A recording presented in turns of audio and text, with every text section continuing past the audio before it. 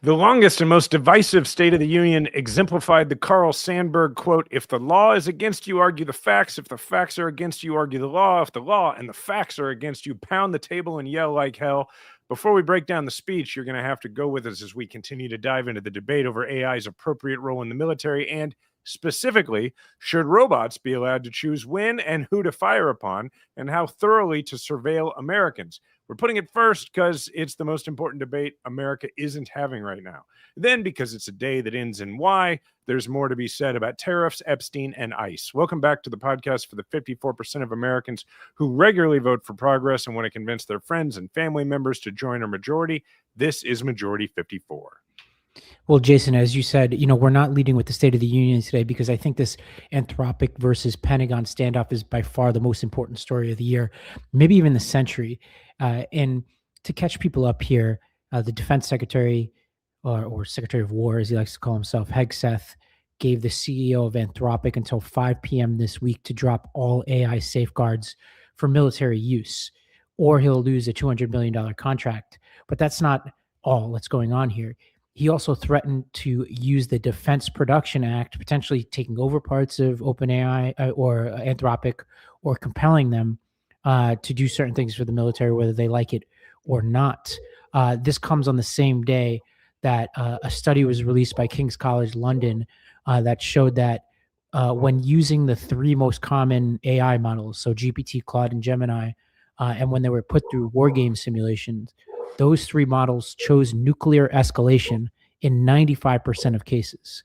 So, to summarize, Jason, the Pentagon wants to force Anthropic and essentially has gotten these concessions from the other companies already to have unbridled use of their technology. Anthropic has two red lines. One is they don't want their technology used in warfare when there's no humans involved, as we talked about last week, right? So there needs to be some kind of human decision maker if their AI is going to be used in warfare. And two is they oppose the mass surveillance of the American people through these tools. We'll get to the mass surveillance part, but I think this King's College study tells us that it might not be a good time to have autonomous killer robots at a time when they've shown that they love to escalate and seem particularly fond of nuclear weapons. That seems like a reasonable statement, Ravi. And look, it's not hard to understand how, if you have not yet proven an ability to work human considerations into the mainline decision-making of AI, why it would not obviously reach the nuclear escalation. I think we both did debate in high school, right? Yes. Well, I did college, yeah. But you did college, okay. Yeah. So one of the kind of humorous, for those who didn't do it, one of the kind of humorous tropes about policy debate is that every argument, even if the topic is something like domestic policy, like education, every argument ultimately results in the assertion that it's going to make that whatever the other side is saying they want to do is going to make nuclear war more likely. And why is that argument always the end argument? Because it's the easiest way to win, is that if you jump directly to making the case that there's going to be a nuclear event as a result of a policy, it gets harder and harder to say that the policy is a good idea. As a fun fact, that REM song, End of the World as We Know It, is actually about a debate round. And that's why he says, like, oh, that's fun. It begins with an earthquake. There's nuclear holocaust, but I feel fine, because it's all just academic. And so my point is that to the AI, it is academic. It does not have a human form. It does not feel a consequence of a nuclear exchange, but its directive is to win a military engagement. So it just makes logical sense that it's going to go to nuclear escalation a lot faster than a human decision maker. And it seems like a pretty important consideration when we determine whether or not to let it make decisions about when and what to fire. And let me repeat, the other two companies involved here, or three if you include XAI, appear to have already agreed to this. So that's pretty scary on its face. Now, on the question of mass surveillance, the CEO of Anthropic described precisely what he's worried about. Here's him talking about this. That's one reason why I'm worried about the autonomous drone swarm, right? So, the constitutional protections in our military structures depend on the idea that there are humans who would, we hope, disobey illegal orders. With fully autonomous weapons, we don't necessarily have those protections. But I actually think this whole idea of constitutional rights and liberty along many different dimensions, can be undermined by AI if we don't update these protections appropriately. So, think about the Fourth Amendment. It is not illegal to, put cameras around everywhere in public space and, record every conversation. It's a public space. You don't have a right to privacy in a public space. But today, the government couldn't record that all and make sense of it. Right. With AI, the ability to transcribe speech, to look through it, correlate it all, you could say, oh, there's this, this person is a member of the opposition. This person is expressing this view, and make a map of all, 100 million. And so are you going to make a mockery of the Fourth Amendment by the technology finding kind of technical ways around it? And so, again, if we had the time, and we should do this, we should try to do this even if we don't have the time, is there some way of reconceptualizing constitutional rights and liberties in the age of AI? Like, we don't need to write a new constitutional, but, but you have to do this very fast. Do we expand the meaning of the Fourth Amendment? Do we expand the meaning of the First Amendment? That's really smart. Well, he's talking about this idea that, Yuval Harari, among others, have talked about, which is one of the major impediments to authoritarianism in the 20th century was just the inefficiency of totalitarianism, that you have to use all this machinery of government to keep your population under control. And that's one of the reasons, among others, that the Soviet Union collapsed, for example. It's just so inefficient to keep track of your population in that way, and it's stifling. But with these new tools, it's just so much more efficient to be authoritarian, easier to be authoritarian, and actually nearly impossible to fight back if you've reached a certain threshold, right? And you can't even walk down the street or whisper to your friends without the government finding out. So this is a problem. Now, you might think, based on all of this, that Anthropic are the good guys, and I tend to think that they're better than the rest, but even they have some problems. This week, Anthropic dropped its flagship safety pledge, which was a 2023 promise to pause development if safety couldn't keep up with capability. So they replaced it with a flexible framework. And this is as they're getting pressure from the Pentagon. Also, a senior Anthropic safety researcher resigned weeks ago, and his parting words were, quote, "The world is in peril, and not just from AI or bioweapons, but from a whole series of interconnected crises unfolding in this very moment." So, Jason, there are no pure heroes here. I tend to trust Anthropic more than others at this point, given the red line that they put down. But I'll tell you, I don't trust Sam Altman.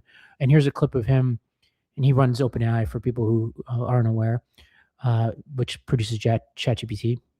This is him at the Indian AI Summit last week. It's an interesting way to view humanity, Jason. Yeah.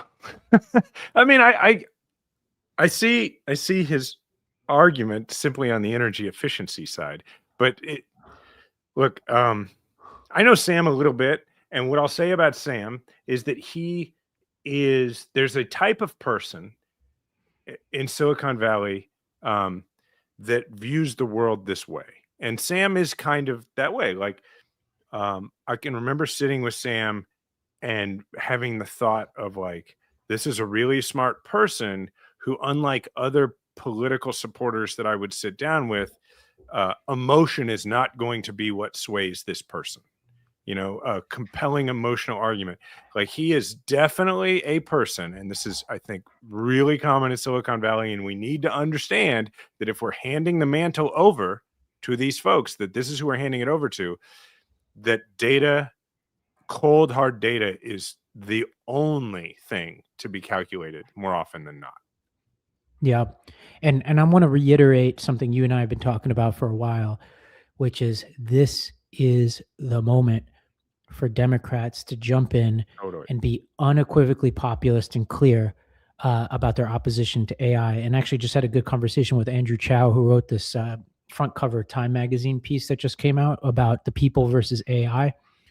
And people could check that out on Lost Debate later today. It'll be coming out on that podcast. But he profiled 9 different people, activists, politicians from across the political spectrum who oppose AI.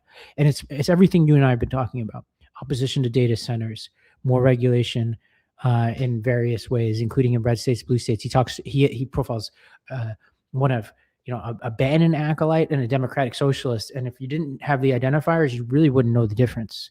And I think this tells us that there actually is a pretty broad coalition out there in opposition to this technology and their leaders. And we have to start being clear about this and being forceful about it.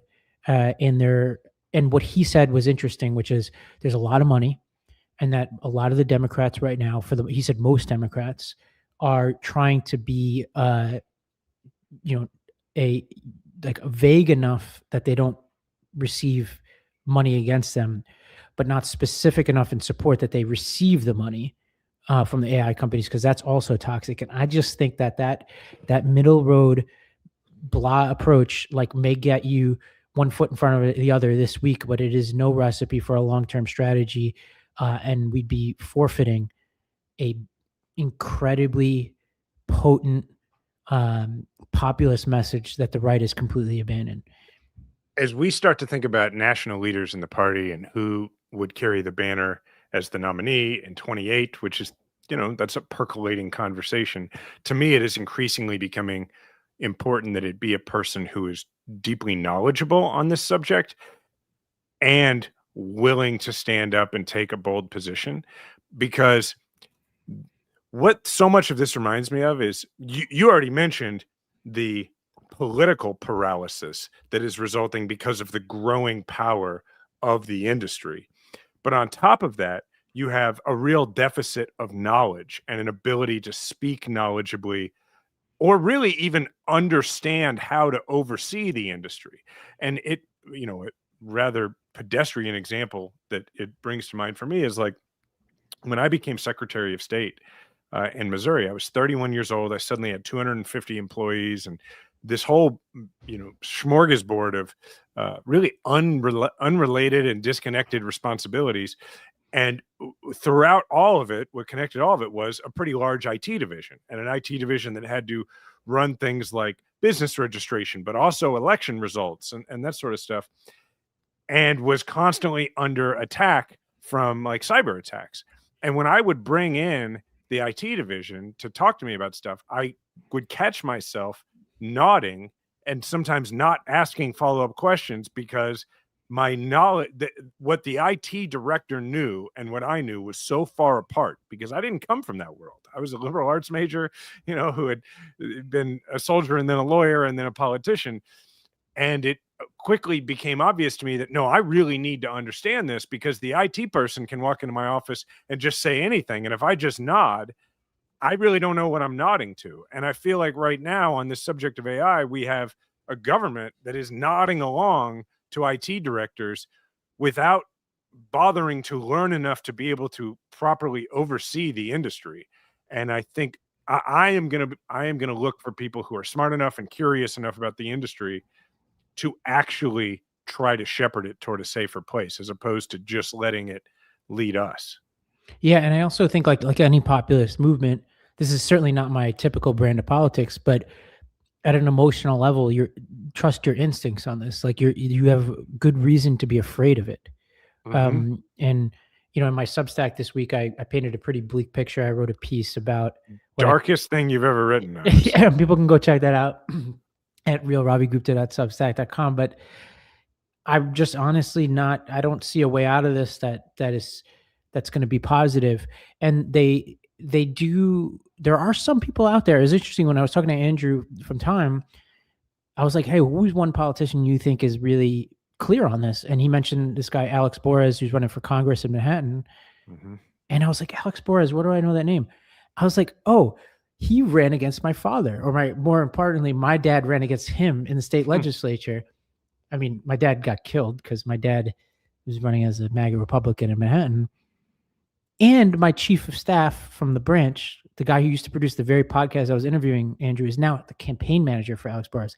I was like, I've got so many like interconnected ties to this guy.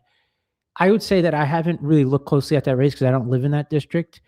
But if it is true what Andrew said, which is there's a ton of money pouring in against Andrew and that he's taking a pretty clear and bold stance against AI, if you're listening to this and you're interested in that race, I would take a look at it because at least as the way Andrew described it, that's a rare combination right now is somebody who's in a competitive primary, money's pouring in against him, and he's holding his ground. And I think it's important, if that's true, that people out there support him and show that there's actually incentives to be right on this issue.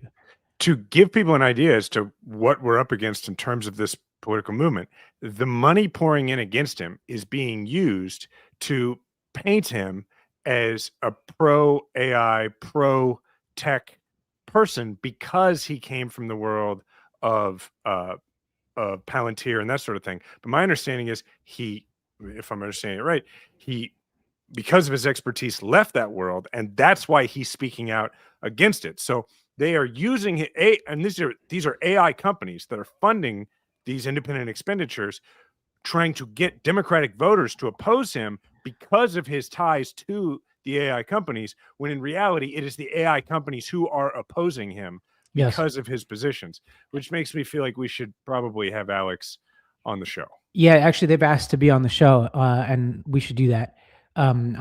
He'll probably get this. So Alex, texting me is never the right move, but your chief of staff will find me. My text go into the ether at this point, but which he'd probably like if he's truly turning into the Luddite that I am. But I totally agree, and I think the incentives need to align here. We need to support people like this. So Alex's team, reach out. We'll get you on here. Can I say one more thing about this idea that AI is consistently in these war games is consistently escalating to nuclear exchanges. We should take this more simply and just ask ourselves, like, if a 3-star general were moving up the ranks and we're a candidate to move to 4-star and become chair of the Joint Chiefs of Staff, and every single time they engaged in like one of the war games that takes place at Leavenworth or at JRTC or these other places around the country, if every time they were mowing down civilians or they were recommending a tactical nuclear strike, we would have real misgivings about putting them in charge of the Joint Chiefs. And we should have the exact same feeling about the integration of the military by AI right here. For sure. And again, like you and I have painted this picture before, there are going to be just fields and full of these huge data centers that employ precisely nobody once they're built, eating up land, electricity in your towns, and they will look terrible. They'll consume electricity. They'll be living, breathing symbols of the jobs that we're hemorrhaging. And you as a Democratic candidate and you as a Democratic operative or just a voter should be as early and as forceful as possible opposing all of this before it happens. Let's talk quickly about the State of the Union here, Jason. I don't want to give it too much oxygen because I don't think it really matters in the long run. I tend to agree with John Favreau that this one's going to come and go. There are a couple of notable things here. Trump came in, shook hands with some of the Supreme Court justices. People gave like a lot of attention to that. This is like his typical viscerally attack you, somewhat flatter you at times, like keep you on your toes, abusive behavior.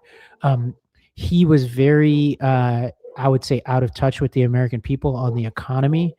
Here's just one clip of how he was talking about the economy.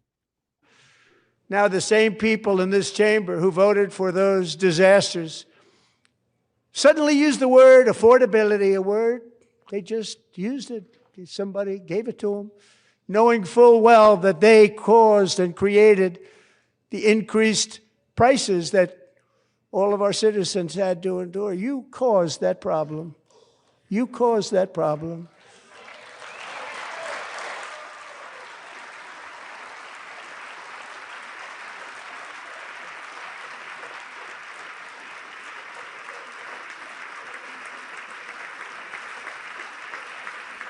They knew their statements were a lie. They knew it. They knew their statements were a dirty, rotten lie. Their policies created the high prices. Our policies are rapidly ending them. We are doing really well. Those prices are plummeting downward. I don't know if it's a good idea to mock affordability, Jason. I'm not sure it's a winning message. I think it's a poor approach, but I think what I notice about it is how he's doing it. As you watch that video, as that clip, what he does is when he says you caused it, he looks directly over at the Democrats because he is approaching the State of the Union with the exact same tactical posture that every cabinet secretary or cabinet member of his goes into oversight hearings where they have to testify, which is forget about the facts, forget about all this, go in and pick a fight because you don't have enough on your side to come out and have people feel good about your record. And also, for those hearings, like you're not going to have good answers to the questions, but what you can do is you can force voters into a binary choice between you, the confident, move forward, act fast, break things, etc. person, and what they like to portray us as, which is the scolds, right? He wants to put us in a position where we are complaining about him attacking us, and he wants the story to be that he's putting the blame on us and that our side is doing things like not showing up to the State of the Union, etc. And I think it, on the one hand, has been a somewhat effective strategy for him. It also, in this moment, in an election year, I think demonstrates how weak their position is when instead of offering things for the future, he's trying to remind Americans that they don't like Biden and they don't like Democrats. And I agree with you. I don't think that's an effective strategy.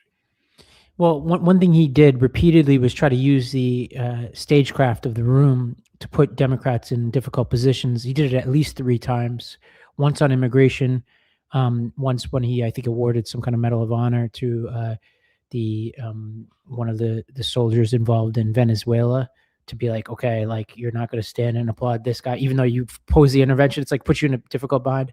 And then you had this moment on the trans question. Agree, no state can be allowed to rip children from their parents' arms and transition them to a new gender against the parents' will. Who would believe that we're even talking about that? We must ban it, and we must ban it immediately.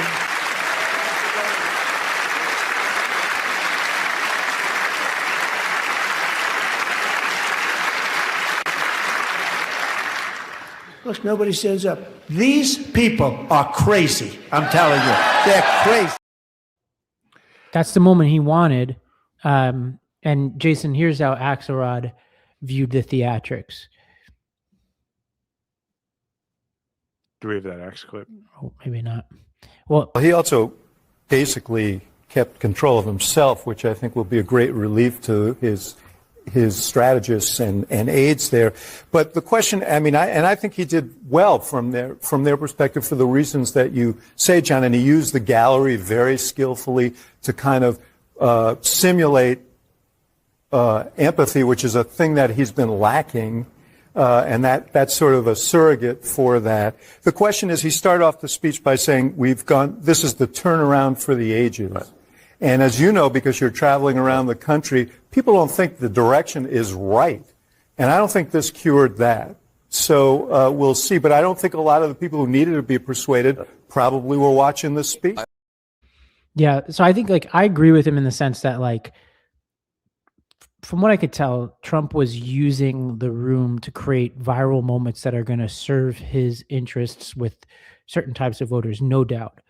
But that on the biggest questions, particularly the economy, and then if you think about, are we about to go to war with Iran, which he spent almost no time on, he didn't lay any long-term groundwork. We just got I think a rather short-term bad set of clips for Democrats. Which, look, in the age, the low, attention span age in which we live, I think we're going to see more and more of this from presidents in the future, using the State of the Union to create clips. I mean, heck, if you're hosting the Daily Show now, you got to think Right. in viral clips, right? You don't just think of a full monologue, you think in clips. So I get that.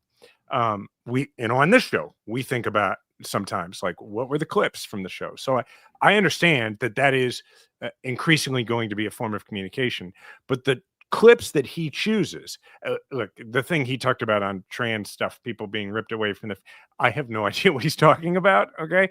But what he's trying to do is make people who are not following politics really closely, not following these issues really closely, believe that crazy thing he talked about is a mainstream thing that's happening all the time that we all know about. Like that's what he's trying to do. The truth is, a lot of people on the left side didn't stand up because they didn't know what the hell he's talking about, right?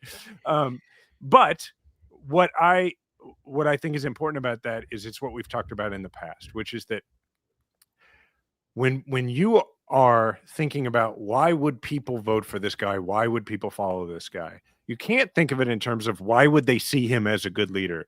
You have to think of it in a different context, which is in the absence of leadership, which is what a lot of Americans feel like they've been getting.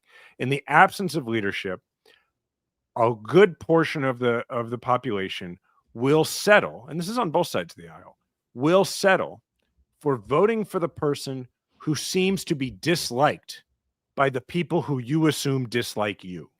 So if you come from a rural, culturally conservative part of the country, or you're just like a man who, is of the mistaken belief that you're a white man and you seem to think that your demographic has been under attack for years, then if there is a candidate or a party who seems to also be disliked by those people, then you can, not with as much enthusiasm as you would a leader in the way people stood, with Obama and that kind of thing, but you can do the math of like, well, I guess that's my side because the people who seem to not like me, in my assumption, don't like him.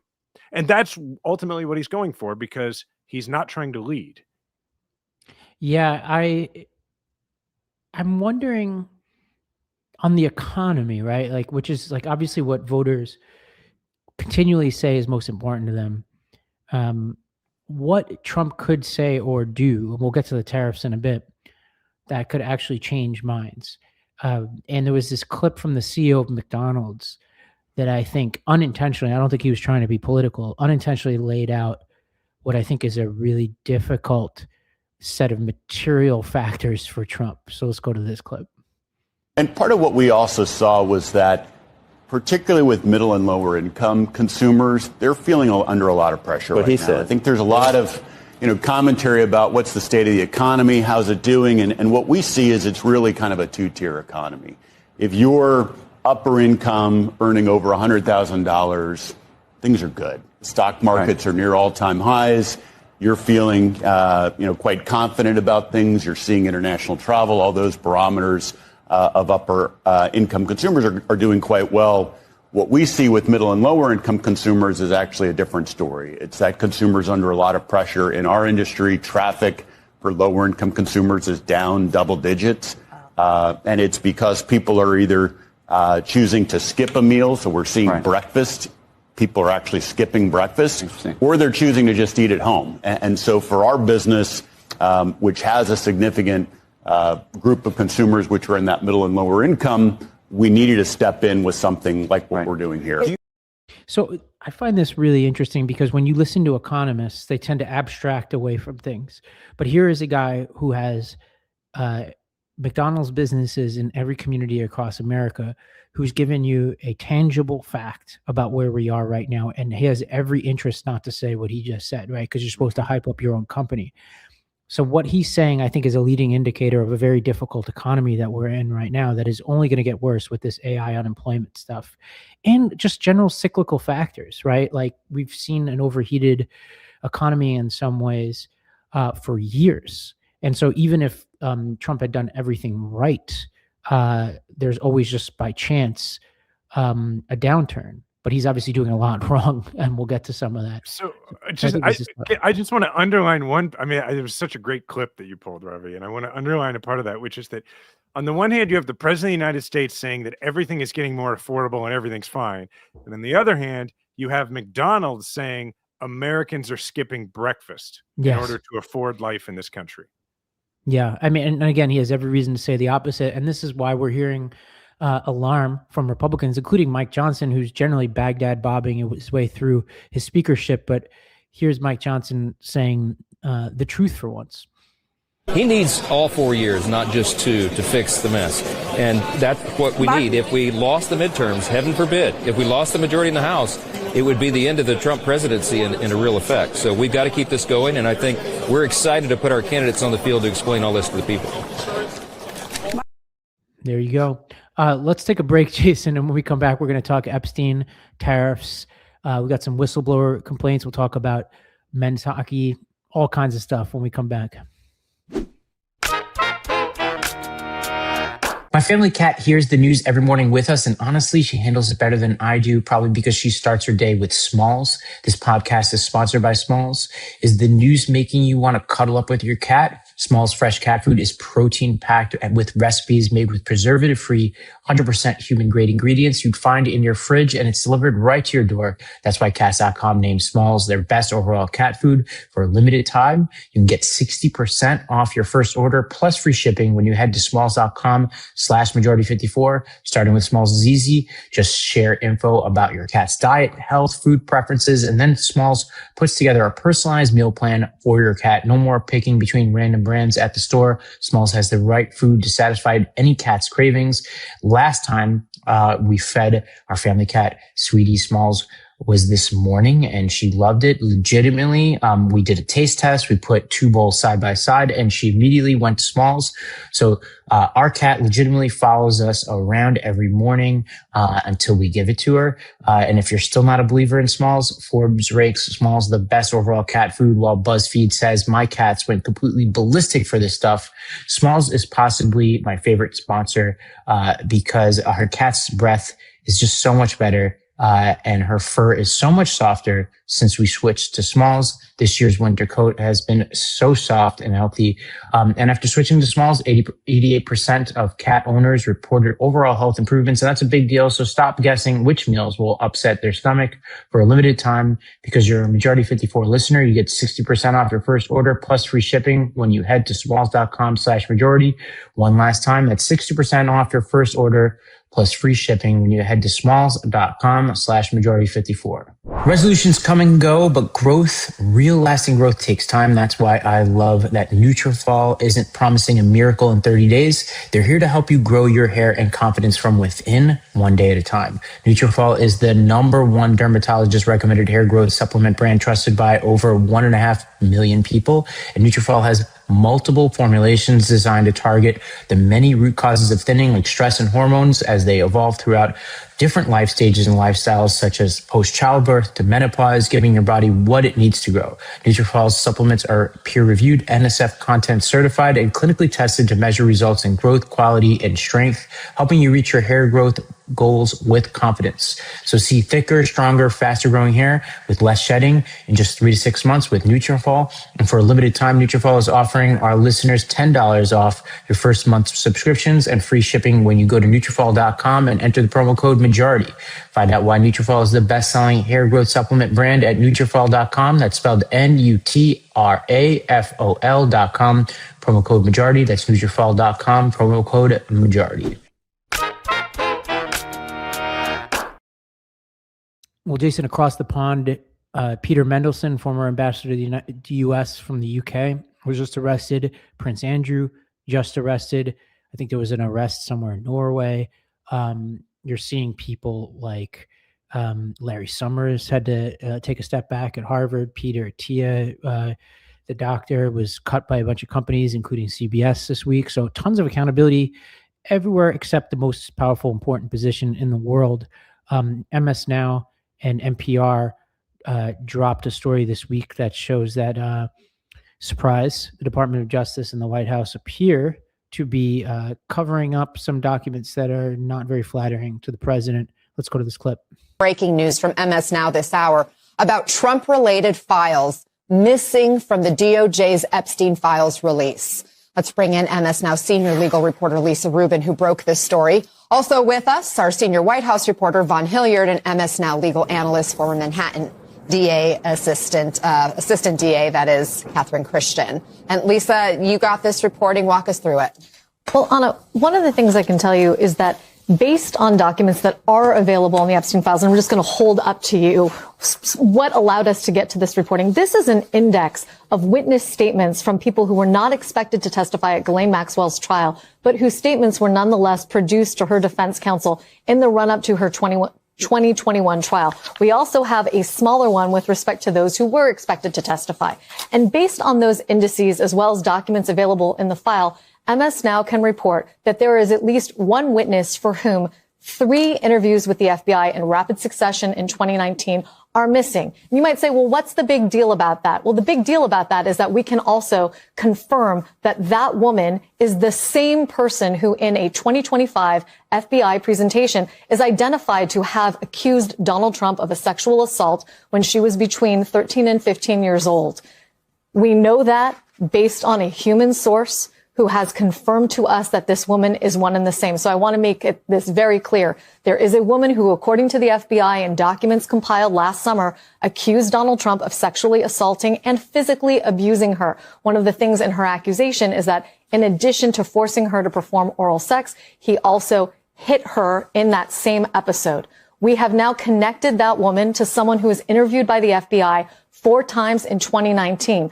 Of those 4 interview memoranda, which are listed in this index that I'm holding up right here, only one of them can be seen. And in that interview, the accusations against Trump are not present. At the most, she says that she had met Trump on one occasion without detailing it. And when asked how she understood that Epstein was a person who committed abuse against her, she showed FBI agents a picture that she had been sent by a friend. It was a picture that she was reluctant to share with FBI agents because there was somebody else in the photograph. It turned out to be, according to this interview memo, a well-known photograph of Epstein and Trump together. She said that she was reluctant to show them the full image, lest she incriminate someone that she feared could retaliate against her. That seems like a very big deal. Yeah, man. I mean, this is a cover up in plain sight. I think one thing that I think is a fairly decent sign for justice is that there are certain segments of the right that do appear pretty animated about this. And I think we've got to continue to do our job and continue to mention this, continue to push for justice. I know we talk about it every week, but this story keeps developing, and every time you turn your head, there's something going on. Like Bill Gates apologized to the Gates Foundation staff, I think it was today or yesterday, and admitted to 2 different affairs. So you have all these other powerful people who are facing some form of consequences, and at the very least admitting things and apologizing. And meanwhile, our president continues to obfuscate and break the law. I mean, that's what's happening here, is that he and people under him are breaking the law. And Thomas Massey, wouldn't be an episode of Majority 54 if we didn't hear from him. He's been going off not just about Trump, but about other people who need to be held accountable.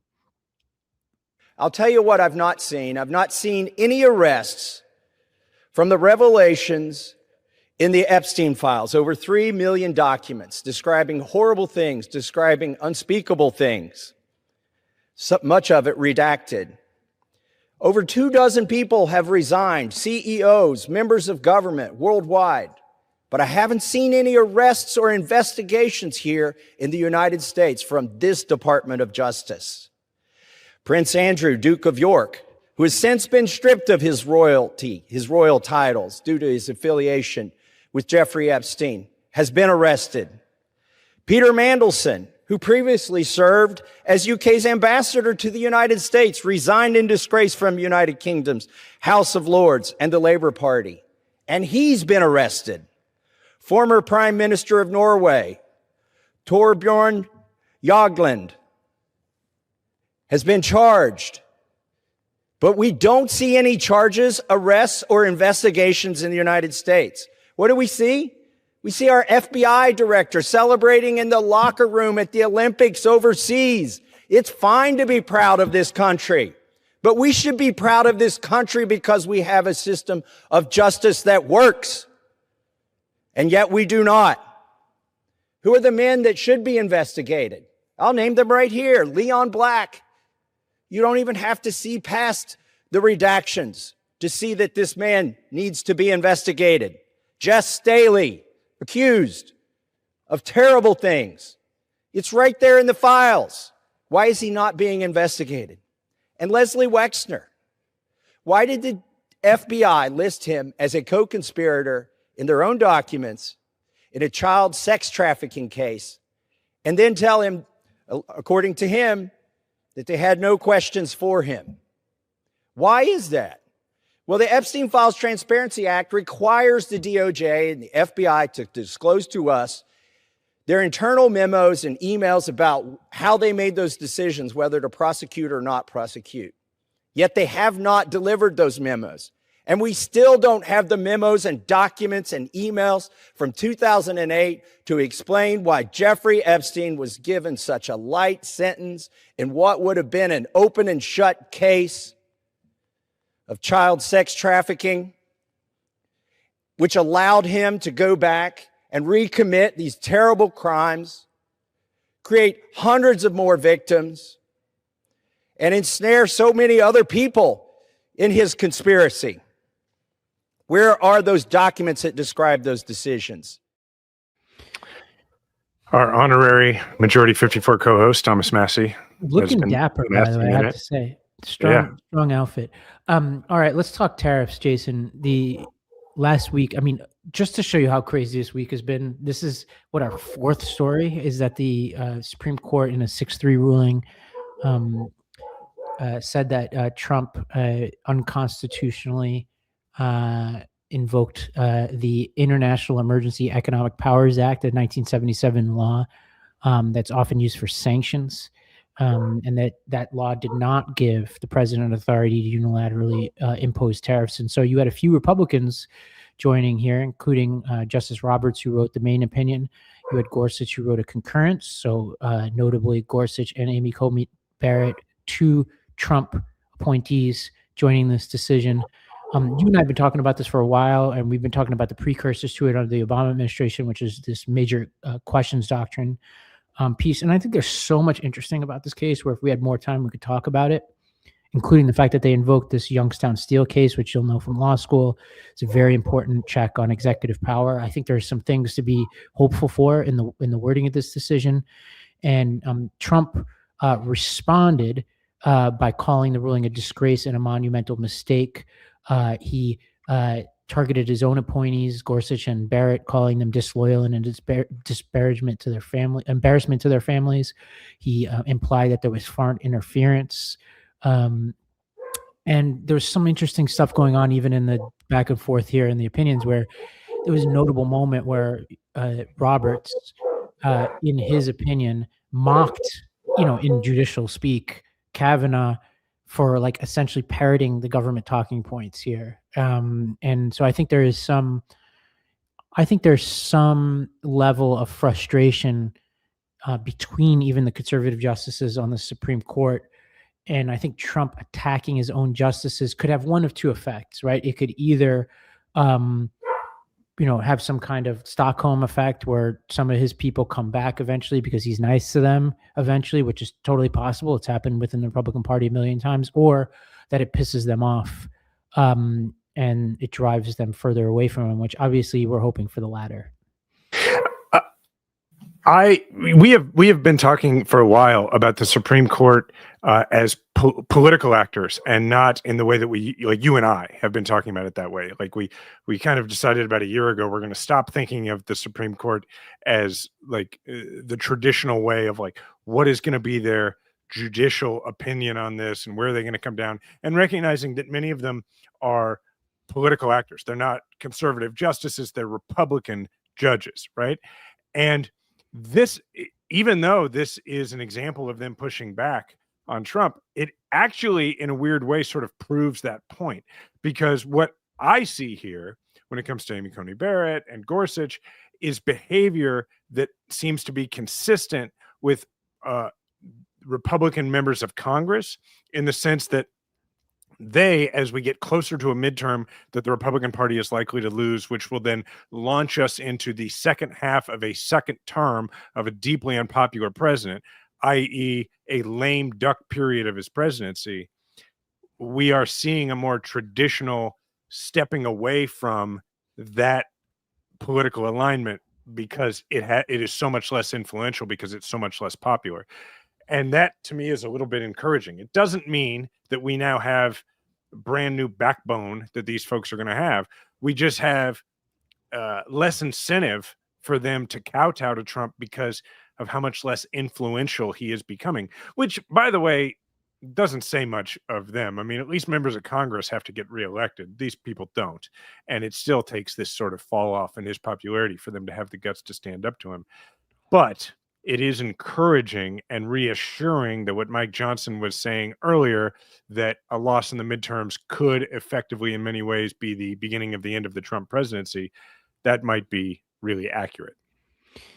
Well, Trump could have taken what I think was essentially a gift from the Supreme Court. And I talked about this many months ago, where I said there is a scenario in which this decision comes down and actually juices the economy in ways that actually could help Trump. And initially there was a market reaction, and the market is not the economy, but there was a market reaction in the positive direction right after this ruling, but then it stabilized somewhat because Trump announced at first 10% tariffs and then 15%. And I think we're now back to 10, which it's absurd how he goes back to this under a different provision, Section 122. This has only a fuse of 150 days, so it's temporary, and it has to be pretty uniform. So you have some winners and losers now, and I'll talk very briefly about those. But he talked about this openly in front of the Supreme Court members who came to the State of the Union yesterday. And people are so... I think their standards have been lowered so much during this administration that because he merely shakes some of their hands, he was viewed as like being conciliatory in some ways, but he got up there and announced that he's essentially defying their order, which is how I view this. Like this Section 122 has a lot of the same problems that the old provision had. And he said openly in front of Congress, who his own members clapped for, I don't need Congress. So they're clapping for their own impotence. So essentially, they're just furniture in the Trump house. And the craziest thing of this is, we've been sold many different explanations for these tariffs. The biggest, though, was that it would hurt China. But China's the biggest winner here, because through this series of announcements, China's been waiting, right? They haven't cut a side deal with Trump for the most part. They knew this was coming. And just through the series of announcements that we've had, China saw its average effective tariff rate drop throughout all of this. And actually the losers are our biggest allies. United Kingdom saw their tariff rate go up because they'd cut a separate deal that seems moot at this point. Australia, Japan, South Korea. So all the people who have been our biggest allies and who have gone to war with us and for us, including when we were dumb, are the people who are getting hit the most. It's just another exhibit for, not to trust the United States, that we're just terrible partners, So he's so emotional. It's what it is. There's this great Cohen Powellism: never let your ego get so close to your argument that when your argument falls, your ego falls with it. Yes. And that's just Trump all day long, man. Like, he's at this point, does he even know why he wants a 10 to 15% tariff on about the whole damn world? No, he just knows that somebody told him he can't have it. Right. Well, let's do a lightning round on some other stories here. A whistleblower testified before Congress that ICE has cut 240 hours of training from a 584-hour program, classes that teach the Constitution, the legal system, firearms, use of force, lawful arrests, property detention, and limits of officers' authority. That seems important. We also have this story of the men's hockey team. And, the men won. Right. I've had, I would say very, when we had our sports pod, I talked about how Trump has done a lot to take a lot of the joy out of international sporting events. I'll just leave it at that because I could say something controversial. But there was some stuff in and around this men's win that was great. And then there was some stuff that stoked some controversy, including Kash Patel, the FBI director, being in the locker room chugging a beer, which I think raises some questions about both him and the people in that room.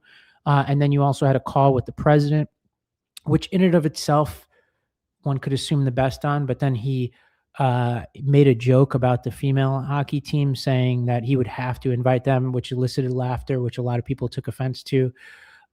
Tim Miller tweeted the following: free advice for Dems and lefty pundits. Trump wants to talk about the hockey team he has nothing to do with because his record is shit and his presidency is in tatters. Don't give him what he wants. Congratulate both teams and move on to ICE murders, Epstein, tariffs, Iran, ballroom, crypto grift. I tend to agree with this, except, Jason, for the FBI director, who I actually think you can put aside the hockey team.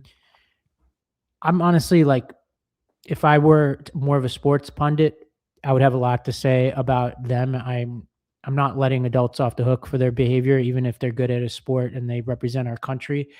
And not all of them are alike. A lot of them have clarified various things since then, but I'll take Tim's advice and not make a big deal out of it. But I do think the FBI director here deserves scrutiny. This is from the CBS DC correspondent. Senator Dick Durbin says whistleblowers have revealed in the immediate aftermath of the murder of Charlie Kirk, the FBI shooting reconstruction team was asked to fly to Utah to aid the investigation and process the scene. However, the team's deployment was delayed by at least a day because of a bureau plane and pilot shortage caused by the director's personal flights. Durbin also said the director's misplaced priorities and poor management of the FBI's resources, including its aircraft, also harmed the FBI's ability to respond to the shooting at Brown University on December 13th, 2025. Once again, the shooting reconstruction team was set to respond to the scene immediately, but was unable to fly out of Richmond, Virginia, using one of the FBI's planes. There was other reporting there. Patel has previously said, including in 2023, that Christopher Wray should not use the plane for personal use, and it costs $15 million every time it takes off. So I do think this is a big deal, and I do think we should talk about this part of the story. Yeah, I think him misusing resources and keeping the FBI from being able to do its job is important. And to double back to what Tim was saying, I agree. There's no reason to go into these traps like talking about the hockey team, and I will throw into that. There seems to be this corner of the internet that my algorithm keeps showing me, which is people analyzing Pete Hegseth's workout videos and dissecting whether or not he actually bench pressed 315 and making fun of his pull-ups. Here's the thing. The dude works out a lot. He's probably pretty strong, and you and I are really into fitness. We work out a lot. I think we're pretty strong. I don't think it has anything to do with whether we're good at our jobs. And frankly, like if I see another person posting his pull-ups and making fun of them, it just drives me crazy because like you and I have both done the Murph. I know that's what he was doing in the videos. When you're at the end of your pull-ups in the Murph, your pull-ups look pretty bad. And that's what those are. And so the reason this bothers me is not because I in any way care, given his behavior, whether or not people are fair in assessing Pete Hegseth's fitness. What I care about is the fact that when we dissect things like that and say things that actually are not accurate, it hurts our credibility on everything else. And so just leave it alone. Look, the dude likes to show off the fact that he's in good shape, and he likes to do it under the guise of a military leader who is trying to lead by example. We could debate all day long whether that's what he's doing, but the fact is, as we talked about at the top of the show, he's also a dude who's trying to substitute the judgment of robots for the judgment of human beings in who to surveil, how much to surveil, and where and when to deploy nuclear weapons. Let's debate that. Who cares if he can bench 315? I don't care. Yeah, I think there's an interesting, I think that you can let the Republicans hang themselves on some of this stuff. I think the interjection of politics into all aspects of life is something they're going to have to answer to, and we can just decide not to participate in it. And I think the Bad Bunny situation is a good example of that. I noticed over the past week, quite a few of my more, I would say, independent conservative leaners, like people in my life that I'm fairly certain voted for Trump in the last election, but weren't like diehards, have been posting Bad Bunny music to their workout videos or whatever, which seems like a subtle statement of sorts, right? Like, so I'm like, that's interesting. So I'm like, let the administration annoy them with their fragility over all this kinds of stuff. And when Trump, takes the gold medal from the hockey player or interjects into these moments, which are only going to come more with the World Cup and the Olympics, where he just embarrasses us, or where the FBI director, again, I think is an opening, right? It is both an important issue in and of itself, because he has really important things he should be thinking about. The list is infinite about things that he should be working on, whether it's Guthrie, what's happening in Mexico, the attempt on the president's life. I mean, you can go on and on and on and on, the various emergencies going on in this country. And the fact that you're a government official and you should conduct yourself in a certain way. Then you have the misuse of resources, his hypocrisy on that. There's just a ton of stuff to talk about there. Well, okay, I promised a lightning round. One other issue here, or a couple other ones. We've got a Florida primary going on for governor. And although Byron Donalds is ahead when you take into account all Republican primary voters, there is this gentleman named James Fishback who leads with younger voters, according to the latest poll. And this guy is a full-blown alt-right lunatic. And I mentioned this to say the future of that party is even more grim than its present. And you just got to keep an eye on that. Yeah. We've got the Texas primaries coming up too, which I think there are two razor thin primaries here. You've got Cornyn versus Paxton, which is within a couple percentage points, with Cornyn probably behind a few points, but with a much larger war chest to stave off a more right-wing challenger from the attorney general who's had a bunch of corruption scandals. So that'll be interesting. And then you've got Crockett versus Tallarico, which is very narrow too. I could see it going any way. We've got 4 different possibilities that all seem about equally possible in terms of what the head-to-head could look like after. I think it's next week. So we'll keep an eye on that. Speaking of Texas, you have this Tony Gonzales situation, which is just totally tragic, where he appeared to have an inappropriate relationship with a staffer who I haven't been totally up on this, but correct me if I'm wrong, she took her life, this woman. Awful. And there's hard evidence of this, but the GOP will not call on him to resign. Yeah, I mean, they're just doing math, right? They can't lose too many people, or Hakeem Jeffries is going to be the speaker. Yeah. Well, last piece here is, we talked about a couple of weeks ago this Tulsi Gabbard whistleblower complaint, which apparently was so explosive they couldn't take it out of the safe. But apparently the Trump administration has told Congress that it won't share with lawmakers the nature of this problem. Surprise. And this is a question, again, of congressional independence and why we need to take back Congress, because who knows what's in there? Like, it could mean that we have a highly compromised person running our national intelligence. That seems relevant. Yeah, it seems super relevant. And it's just a reminder for people about, if you want to have something to focus on in the future, to what you can work toward, to also have hope, focus on the midterms, because like, you name it, whatever that, anything else we talked about today, we talked about all of this as stuff that nobody's talking about, stuff that Congress doesn't seem to care about, is not doing anything about. And that changes the moment that the Democrats have control of the House. Well, one for us, Jason. What's happening in your world? There's lots of things, but I guess what I would say, even though I know we have friends who listen to this who are in the Northeast and they're in a blizzard, and so I hesitate to even talk about this, but I'll tell you, for me, it is 3 days till the end of February, which means in my mind, we've almost made it out of the Midwestern the winter. It was a little chilly here. It was cold here the last couple of days, but it's like high of 60 here today.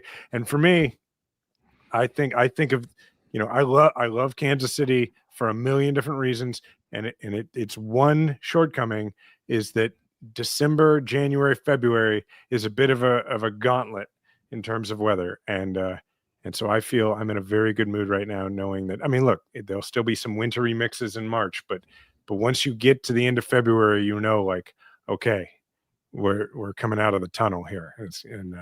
It's exciting. I've had my 2 days of winter. I left in November. Yeah, you managed to avoid it all. I'm in New York for like 3-4 days, and then I go to Naples. You're there right now. I'm in New York right now. Yeah, and I could just pull out the violin and tell you all my sob stories of walking through the snow this morning, but snow is great when you only see it a couple of days. But I'm heading to, this is relevant to the audience, so in case you don't get worried when you don't hear from me for a couple of weeks, but I'm going to Naples, Italy on Saturday, continuing my culinary journeys. I'm learning to cook pizza at this old-fashioned Italian pizza institute.